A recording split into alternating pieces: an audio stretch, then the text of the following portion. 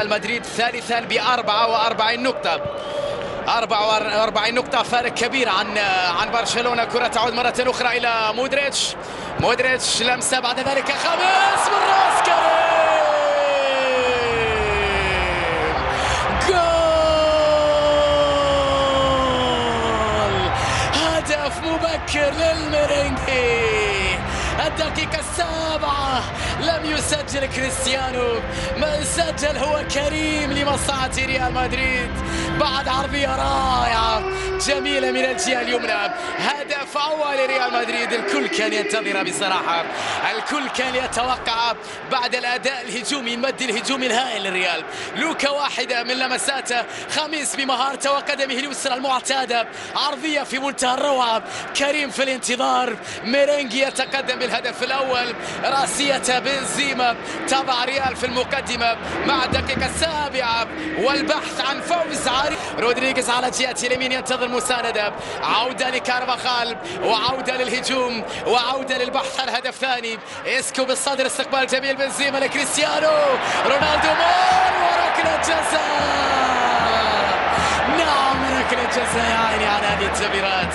12 إلى 14 تمريرة متقنة بين لاعبي ريال مدريد بشكل رائع قبل الوصول إلى منطقة جزائية اسبانيول. عدى كريستيانو، يحصل على ركلة جزاء، هفوة من الدفاع، إعاقة من روكو، سقوط لكريستيانو، ركلة جزاء لريال مدريد تجعلهم قريبين من 2-0 في 10 دقائق. يا لها من مهمة معقدة وصعبة وليلة في غاية السوء بالنسبة لإسبانيول. يبدو أنهم أمام مد هجومي هائل هذه المباراة. كريستيانو مرة أخرى، 2-0 في الطريق لريال مدريد بعد 11 دقيقة. رونالدو كريستيانو ومرمى إسبانيول، الجماهير متحفزة منتظرة لهدف ثاني. الآن كريستيانو،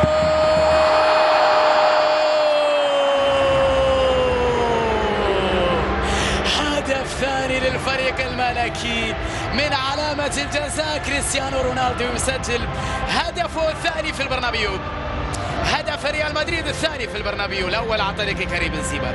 يبدو أننا أمام نتيجة كبيرة في مباراة الليلة، ويبدو أن ريال مدريد سيتفنن في نثر إبداع وإمتاع لمشجعي في برنابيو. تحته لعب تحت إدارة العديد من المدربين الرائعين في مشوار زيدان اللي عنده القدرة على النهوض بالميرينغي. ممتازة من جانب كارفاخال، كارفاخال عدى ولكن التغطية. مودريتش يلعب خامس عدى بمهارة،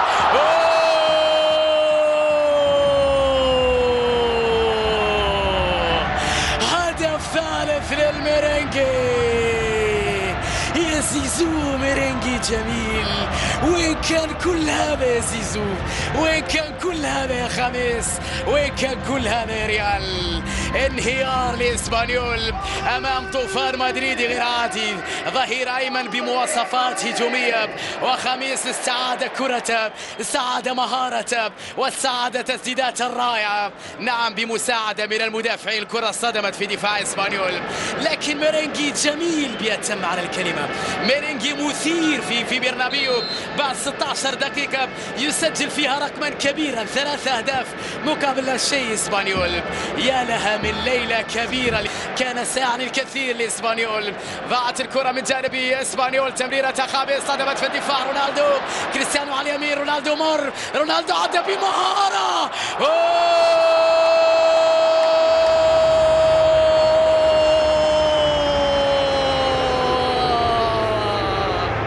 يا عيني يا كريستيانو،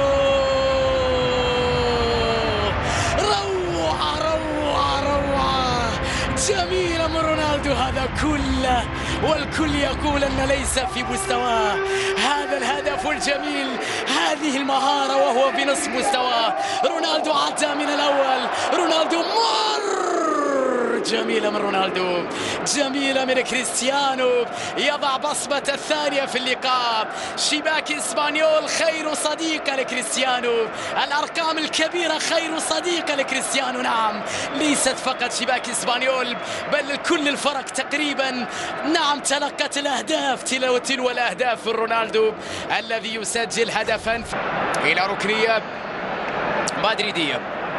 ركنية مدريدية، كرة ورمية جانبية تنفذ سريعا إلى خامس محاصر، لمسة ممتازة إلى خيسي في مكان خطير داخل منطقة الجزاء، رونالدو بالراس.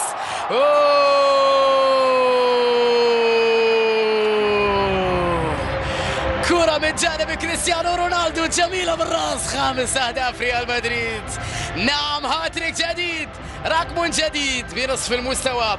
رونالدو يعود ليتألق وأيضا ليكون في قمة الهدافين. كريستيانو هذا اليوم رغم أنه ليس في قمة مستواه، هاتريك وصدارة الهدافين.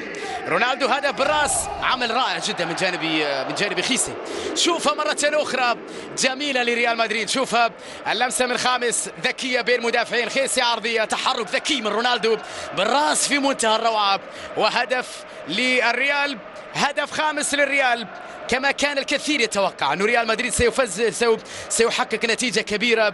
اسمح لي للقول أنه سيفجر مرمى إسبانيول. هذا ما يفعله بقيادة رونالدو اللي مرة أخرى وثالثة وعاشرة نقول أنه ليس في قمة مستواه، رغم ذلك هاتريك اليوم. كرات متبادلة إلى خامس، رودريغيز، كرة بعد ذلك في جهة اليسار، خيسي البحث عن هدف سادس. خيسي يحاول مرور، عدى بمهارة، عرضية، السادس. نعم، السادس لريال مدريد. الله على خيسي، دقائق رائعة. مدريد سداسية أخرى في مرمى إسبانيول، نصف دستة من الأهداف يا زيدان، 3 نقاط جديدة والليغا ستشتعل بعد ذلك. ريال يريد أن يؤكد للجميع أنه سيقاتل على ليغا هذا الموسم. كرة من جانب خيسي في منتهى الروعة، الدفاع وضعها في شباكه بالخطأ. روكو إنزو قبل أن تصل لكريستيانو اللي كان ينتظرها كريستيانو، ولكن أيضا دقائق ممتازة إيجابية لخيسي. هدف سادس، متبقي 3 دقائق على نهاية المباراة. هل يسجل ريال مدريد يكرر النتيجة الأكبر في تاريخ مواجهات الفريقين؟